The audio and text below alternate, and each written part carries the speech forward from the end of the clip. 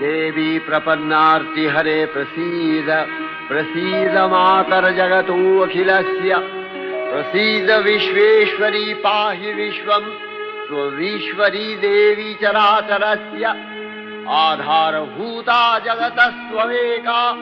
महीस्वरूपेण यतः स्थितासि अपां स्वरूपस्थितया तवैतदप्यायते कृष्णम् अलङ्घ्य वीर्ये वैष्णवी शक्तिरनन्तवीर्या विश्वस्य बीजं परमासि माया सम्मोहितं देवि समस्तमेतत् त्वं वै प्रसन्ना भुवि मुक्तिहेतुः